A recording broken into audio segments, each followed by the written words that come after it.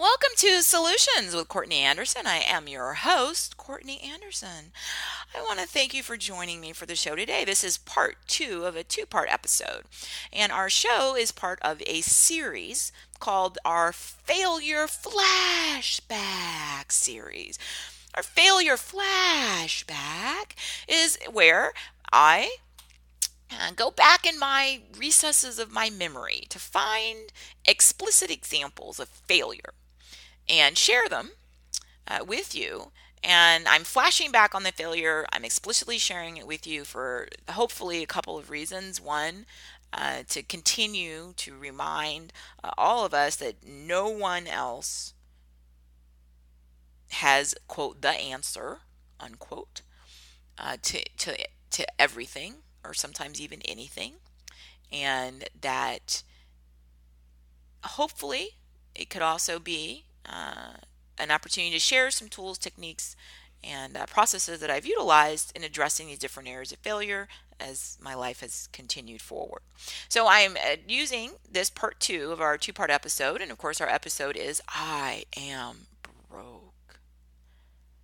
Again, our show episode title is I Am Broke. So I spent some time in part one of this two-part. In part one, and please, of course, I assume, I'm hoping that you've listened to part one already.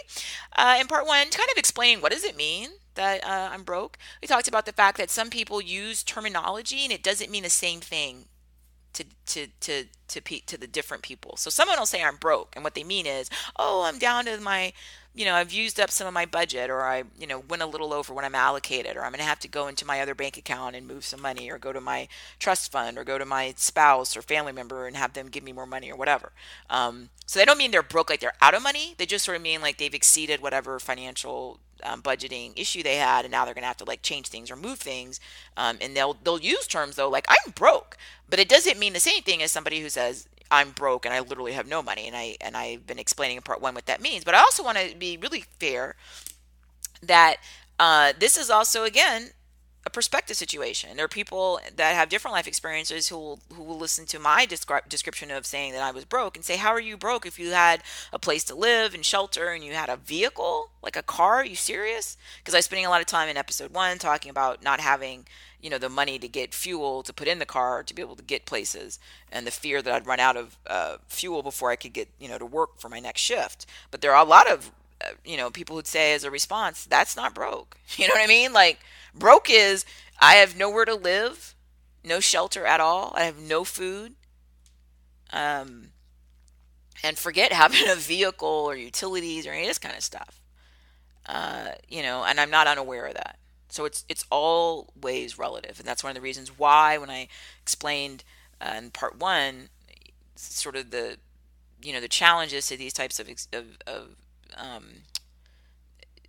programs is that it's all relative. So what I consider to be broken, a failure, horrible situation, somebody else would say it sounds like a dream come true to me, and they're not being unrealistic, and I'm not unaware of that. And on the other hand, when somebody else could tell me that they were broke, I could feel like, oh, I'm offended. They're not really broke. Well, by comparison, somebody could say the same thing to me. I understand that. And that's, again, the challenge in this. And that's the other reason why in the program notes, I kept saying over and over again that we all walk our unique path, and that the only person who's an expert on your life is you.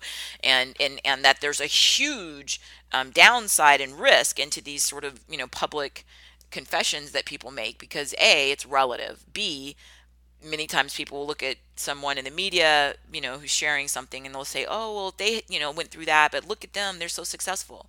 And then the person starts feeling negative about themselves, which is not at all what's supposed to happen. So I'm again acknowledging very clearly that I do understand that my sort of recitation of what I consider to be a painful flashback about being broke, many other people would say, rightfully so, they're not broke at all. Right? You were just out of money for a little while until you could go, to your job you already had and get more money, and then keep moving. So, and totally fair. I was also always, since I was 17 and I finished high school, I've been continuously I was in school and college.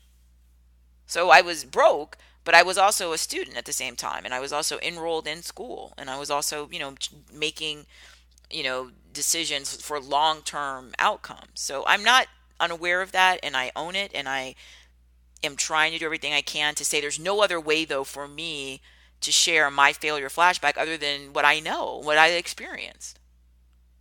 So it's not a comparison.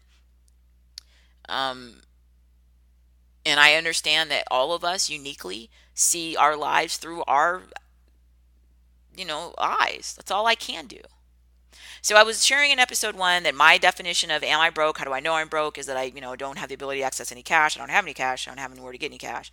Um, and I'm sharing all the different, consequences of that I'm sitting in an apartment. Some would say, well, yeah, you had a place to live. Yes, I did. And I was trying to hold on to it. Otherwise I'd have nowhere.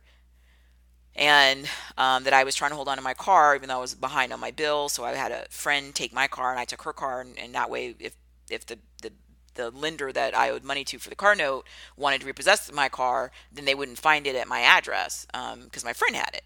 I also shared that I was had no phone had been turned off. I had no television. This is before the internet, before mobile and phones and all that stuff. So obviously I didn't have those. And so I would just sit, and I also had this paranoia. I had two things I shared in episode 1. I had fear constantly. I had a feeling I couldn't catch my breath, and then I had a feeling of shame. And I shared that I had been embarrassed when I would go to the store to buy something, and then I didn't have enough money to pay for it. Like if it was $4.20 and I only had $3.80. I'm embarrassed and I'm ashamed because I have to put things back. I talked about how because I don't have any money, I need some basics like toilet paper, and so I'd go to like a store and then use their restroom, which I'm allowed to do, and then I would also take a complimentary roll of toilet paper with me, which I didn't ever ask, but I just felt like I needed it, and I didn't. I was I was just trying to get through each day, and when I was saying that I had the feeling I couldn't breathe, that's what I meant. Like I felt like there's no room for error. So, the definition of broke, it varies from person to person, culture to culture, life experience to life experience, but the feeling of not having any options, of not having any, like you're in a box and there's no room, nowhere to go, that feeling is somewhat universal. Now, where the feeling kicks in and how people express, when they felt like that is going to be different based on our life experience. So, one of the things that in episode 1 I outlined is the process we're going to do in all of the failure flashback shows to try to say, okay, you're broke. You're telling us what that meant. You're giving us some more context to it, which is what I've been doing. Um, and then there's a couple of issues, after that. How did it happen? How did I respond? What solutions did I deploy? How do I remain vigilant today? So, how did it happen that this situation, this failure situation, occurred? How did this happen? How am I sitting there with no phone and hiding from all the people I owe money to, and literally just sitting waiting till I can get to my next shift of my cash tip job so I can hopefully get the cash at that job to hopefully get enough gas to get back to where I live afterwards, and then start trying to move forward? How did it happen? Okay, well, it happened because my expenses exceeded my income. That's how it happened. Now, years later, all these many years later, I've done lots of different things, financially, and um, I've had a lot of experience. It doesn't even matter how much money somebody makes. If somebody makes, $2 million, but their bills, are $2,002, then they're broke. So there's two parts to it: income, expenses. I was trying to lower expenses, and I shared that in my part 1 that I, went to the phone company and was like, hey, I can't afford anything but like a basic bare minimum low income phone line. And they were like, okay, here's like a $9 or $10 a month bill. And I still couldn't pay that. So they had, cut off my service until I caught up with my bills. I had been going, I was saying in episode 1 that I didn't want to turn the lights on or do anything to use up utility because I don't want that bill to keep getting higher because I'm already behind. So I was making efforts on my expenses, but on the other hand, how did this happen? It wasn't magic. And I know a lot of times when people talk about, financial issues, there's a catalyst, right? Like somebody, got divorced, or there was some sort of illness, or somebody, was laid off or whatever, yes, that's true, that many things are catalysts, but the basic issue, that the real problem is that you don't have enough income for your expenses. And the fact that many of us, as we live our lives, start to base our expenses on our, sort of temporary income, is what results in us being broke. We also have a situation in many parts of the world, and I'll speak to my personal experience anecdotally and in the States, where people want stuff. Um, some people would say, well, why would you have an apartment? If you're young and you don't have a job that pays you a lot of money, you should just live with family or friends or somebody. And that's not, just that's not something I can really defend economically.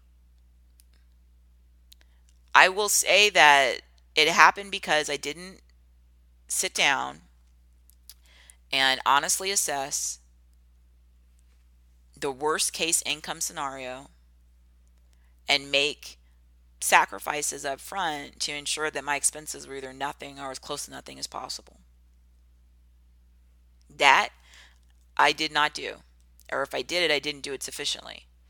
Um, I did have some family members at that time. One of my grandmothers was still in good health and living independently. In theory, now that I think back, I could have tried to go to a school in her town, which I had never lived in, but that doesn't really matter. I could have planned ahead and tried to, say to her, "Hey, can I come live with you in your town and go to a school, a college in your town?" And then that would have made me not have any living expenses, and I would have had I could just live at her house, I guess, if she would have agreed to that. I never asked, obviously.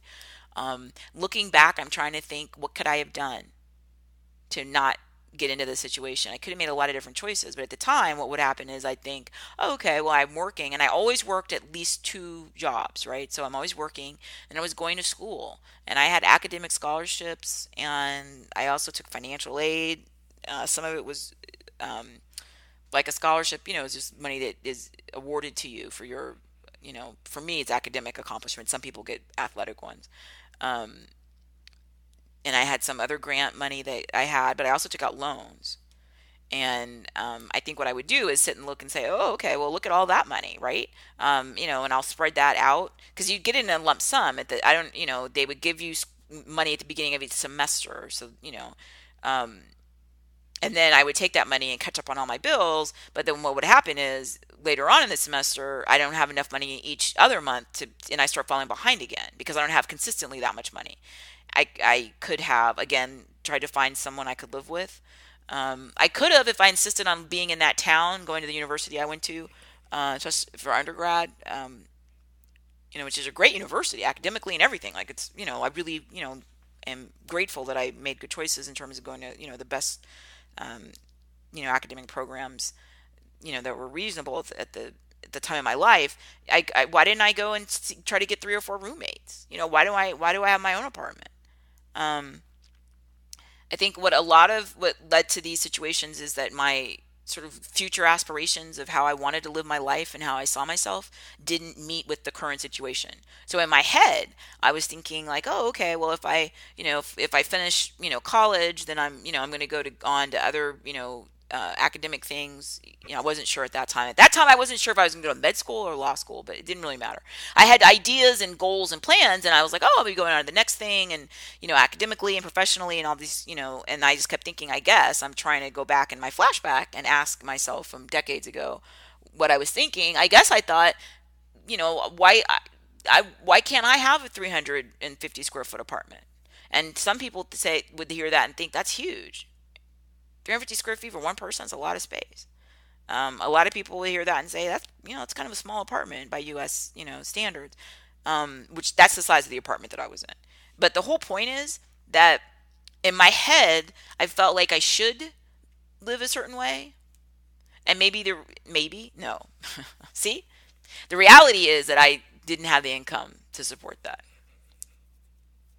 Now I was angry about the fact that I didn't have the income because I had other people that I was in college with who had all this, family financial support, and In fact, the friend that I switched the vehicles with never worked at all. Her family had saved for her, I guess, to go to college, or I don't know what the deal is. But when she went to college, they paid for everything, and they gave her money like every month, sort of like a job would do. And so she had an apartment and everything, but they paid for her rent and all her utilities. Like her parents, and then they sent her money so she could go out to eat and do all this, and then she just went to school. Nothing's wrong with that. I was just jealous. And I think in my anger and jealousy, I made bad choices because I wanted those things too. Like I wanted to be able to live in an apartment, and I wanted to be able to, you know, to live like other people lived. And my friend lived in a, very modestly, and of course there were very wealthy people that were in the same school who lived, in my mind, extravagantly. Their parents bought them houses and condos in luxury vehicles, and they just went to class sometimes, and then they spent all their time having fun. They were in social groups and went to parties all the time, and all I did was take an incredible amount of classes every semester. So I would do more than the maximum. I try to get ability to take 18 credit hours or 21 credit hours a semester. I was trying to move through college as quickly as I could because I couldn't afford it really, and I knew if I could get it through and get through it and move on to, like, the next grad school program, professional school, that I have momentum. So I did. I graduated from undergrad in 3 years, which I'm still very proud of to this day. And part of that, though, was I was trying to keep it moving because I couldn't just sit there and keep spending money on additional semesters. Like I needed to maximize each semester. So because I'm taking incredibly, high course loads, right? I'm taking, if the average student takes 3 or 4 classes, and I'm taking like 7 or 8, I have a lot that I'm trying to get done in terms of that. And then at the same time, I'm working usually 2 jobs. Like one, I would always try to keep a cash job so I could get tips, as a waitress or bartender, bar back. Mostly I was a bar back. Every once in a while I was a bartender. The bar back is like the assistant to the bartender. Um, and then I'd have another job like in retail or the admin assistant job or whatever that had like a, you know, no tips. And I was a security guard, and I'm sitting here. There's a lot of jobs, so um, I guess that's the core of it. And this is actually very helpful. Actually, this for me to look at how it happened, and that's the best, most concise explanation. Is I think in my emotional response, I was incredibly envious and jealous of how other people lived, and I wanted that. Like I wanted an apartment, and even if it was a really modest apartment, like the cheapest in that town, and really tiny and extremely far away from school, because that the closer you were to the school, the more expensive stuff was. I still couldn't afford it, but I just wanted it so badly, and I was so upset and angry that other people in my mind had all these other resources and I didn't have any, support, and it led me to make not good choices. So, how did I respond? Initially, I tried to pretend like it wasn't that big of a deal. I wasn't really broke. I was just, a little bit tight in terms of my finances that week. And that's why when I tell these stories, it's like, oh, okay. Like, I'd gone to the phone company and said, lower the bill. But that wasn't enough. And then eventually they cut it off because I was behind. So I had been doing things thinking that I was trying to, avert like the worst case scenario, but I wasn't being realistic with myself. My situation, was what it was. And I think as I've gotten older, one of the things I think I've grown immensely, hopefully, and matured, is in being more pragmatic. This is what it is. I have to see it, feel it, understand it, accept it, and make decisions based on this. Not what I wish, not what I want, not what I'm mad about, but the reality. And so at this time in my life, obviously in the flashback, I obviously wasn't doing that well enough. So these little sort of half-hearted things where I'm trying to like lower bills weren't enough. It wasn't enough. So how do I respond when I'm finally crying and hysterical? And they put the notice on my apartment door that they were going to evict me from my apartment because I was behind on my rent, and I'm panicking and I feel like I can't breathe. I did the denial, which is the very common response as humans that we do, right? I don't deny. I don't see it. I don't feel it. What? I'm shocked. What's happening? Everything's okay. No. And at some point, how did I respond? I learned the only way to get out of the hole is to stop digging. So sitting around saying I didn't want to turn the lights on or use utilities wasn't enough. I needed to just really stop digging. Like, I can't afford anything. So eventually, at that time in my life, I had horrible credit, because I'd gone and gotten utilities in my name and had bills in my name, and I wasn't paying them on time. So my credit was horrible. Um, the way that the solutions I deployed after the denial, which is, how did I respond? I just denied it. I just kept thinking, well, I'll get another shift, or I'll, if I can just get to next Friday and I'll get paid on that other job. But that's not a solution. That's just denial. I'm just delaying the inevitable. My situation is unsustainable. So eventually, the consequences get so serious that I have to start coming up with solutions. I have to start deploying solutions instead of just sitting around wishful thinking, right? Like, oh, if I can get to the next paycheck, everything will be great. Well, no, it won't. And the solutions I had to deploy were you literally have to stop digging. So for being broke, you have to stop spending money totally. For me, that did mean that I ended up moving in with family members. I had to let the apartment go. I couldn't keep it. I couldn't afford it. Um, I had to go get more jobs that paid a little bit more. Okay, right. I was working my two jobs, but I need to go get a job that, instead of making, $5 an hour, if I could make $6 or $7 an hour. One of the things I did is I started working assembly line work in manufacturing because they had overtime. And so, stop digging. I'm broke. Literally, you have to face it. Stop digging. No more money. You cannot pay anything. Some people, as I've gotten older, and I've done bankruptcies for people as an attorney, that's a trigger. That's a way to stop digging. Like, you just go and, you can freeze basically everything that you owe. But you need to stop spending any other money. No more bills. You can't have it. No, not you. And I think so much of this, especially in certain cultures, I'll speak for my own experience in the US, is just psychological. It's very hard because it's like, it seems like, I'm not saying it's accurate, but my perception at that time in my life was like, everybody else has it. Everybody else has a place to live. Everybody else has a car. Everybody else gets to go out to eat. Everybody else can afford toilet paper. Yeah. Maybe in some settings, in some of the certain parts of town, everybody did. But I wasn't. I'll be, totally frank, right? Like, I wasn't at that time though going to look at people who had less than I did, who weren't fortunate enough to have finished high school, who weren't fortunate enough to be enrolled in a, uh, large, well-known school.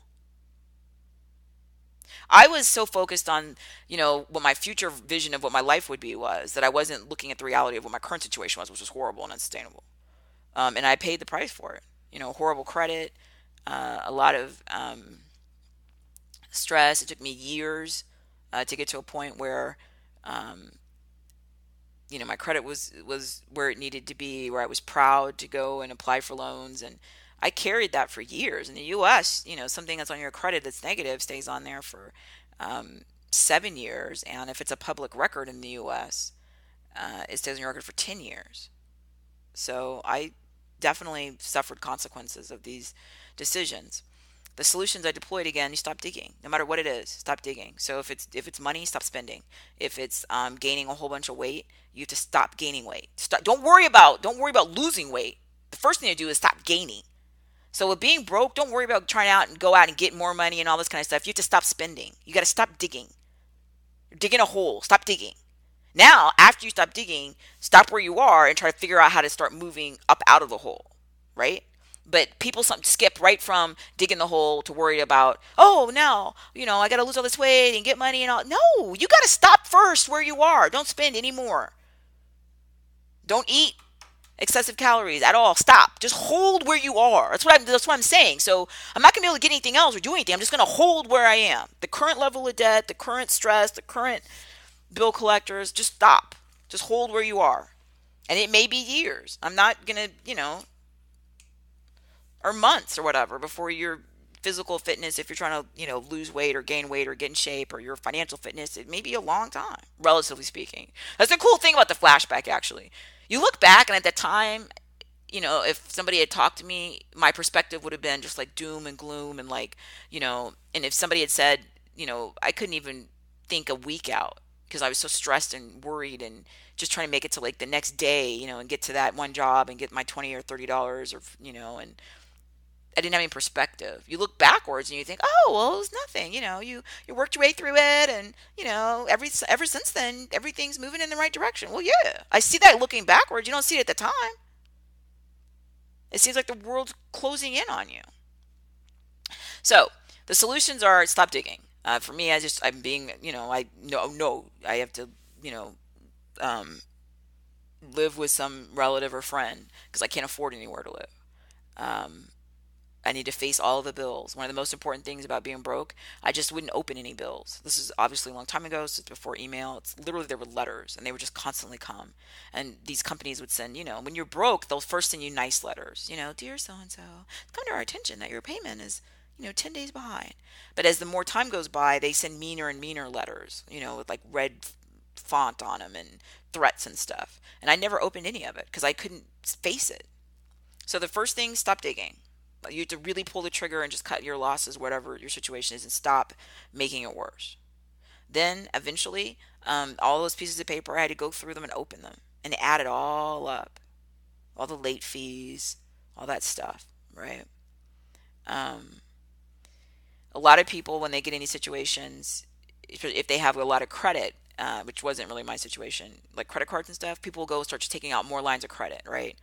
So you run up one bill and you think, I'll just go get another credit card or get another line of credit. People do this all the time. And very wealthy people sometimes, on paper, they're wealthy, but they're not really because they're leveraged to the hilt. They do this, right? You borrow from Peter to pay Paul. Never do that. Remember, we said stop digging. That was the goal. Um, Solutions again. So you you have to make really painful, hard choices to stop digging. Whatever the thing is, stop doing it. You're making it worse. So my situation was I keep spending money. I'm not spending any more money. Um, and I had to open up all those bills and face them and add them all up. The reality of the total, not what it was a few months ago or last time I looked or whatever, but the total of what it is today, with all the penalties and stuff for me not paying on time. Um, how do I deploy those solutions, remain vigilant? Okay. The money thing, these cliche, the cliche is live within your means or live beneath your means. I truly believe that. To this day, right now, literally right now, I'm constantly worried about. I'm not worried like I was back when I was reciting in the flashback, right? Like, oh, they're going to turn off a utility. I feel comfortable. That's a term I hear a lot from people, and I sort of get it. Like, I'm not worried at all. Like, I have all my utilities, and I even have wasteful things I don't need. Like a cell phone and um, movies and all that kind of stuff, and nice stuff to listen to music and watch movies on, all that kind of stuff. And I don't ever worry anymore about that not being paid or any kind of problem, and I drive my car and I don't worry about that. But I still, in the back of my head, worry I'll end up without money for many other reasons beyond just my own experience, which there's not enough time in this show right now. Um, so I try to be, some people laugh, because I try to be frugal. Some people call it cheap, but just frugal. So, um, I don't waste money in my mind. Everybody has different ideas of what waste is, but like most of my, clothes, for example, are years old. I don't go buy new stuff because I feel like I already have stuff unless it falls apart. The other day I went to go use some tennis shoes, and I looked at those tennis shoes, and literally like the rubber bottom was falling off, and like the whole, it looked like, I mean, literally I didn't think I could wear it without the rest of it falling apart. And I looked at those shoes and I thought, when did I get those shoes? And I literally thought I probably got those shoes like 15 years ago. But most of my stuff's like that. Like once every couple of years, I might go get a new, pair of clothes or something, or a new pair of shoes. But it's just, I don't spend money.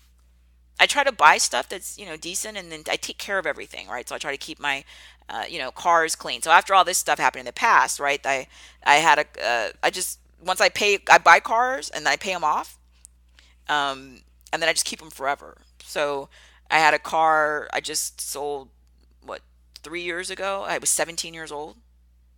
Um, I had a car I sold last year. I just sold, and it was 11 years old. But the reason I keep the car so long is A, they're paid for and they run forever because I don't even drive that much, and I keep them really clean. They look nice. People are always surprised, like, how's that car this old? I'm like, because I don't really drive.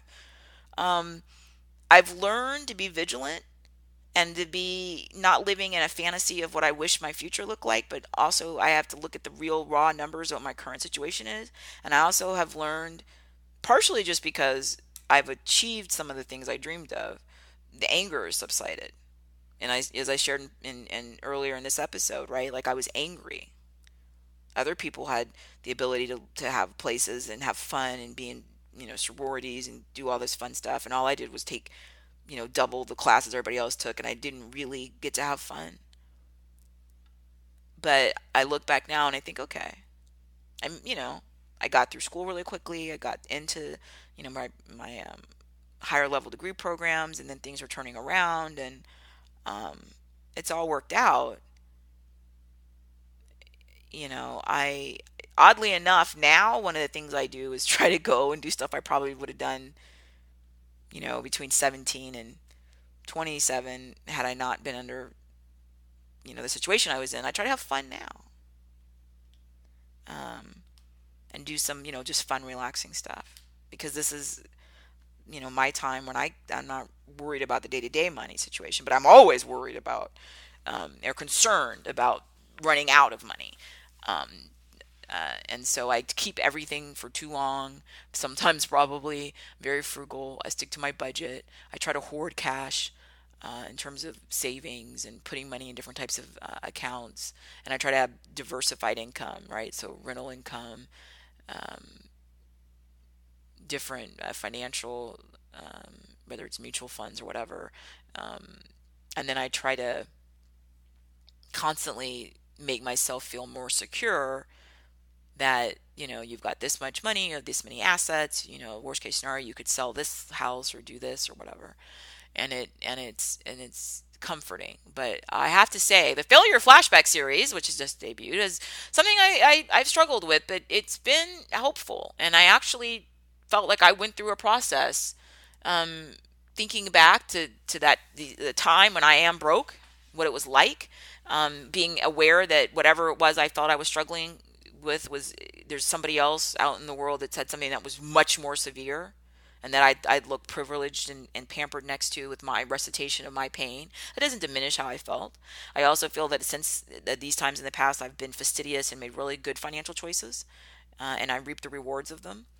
And I also emotionally sort of, felt what it was like in that place again. And I have to say, at the end of this episode, I don't want to do it again. So one of the number one way I remain vigilant is, no. I've been there, done that, got the t-shirt, not doing it again. Mm-mm-mm-mm-mm-mm.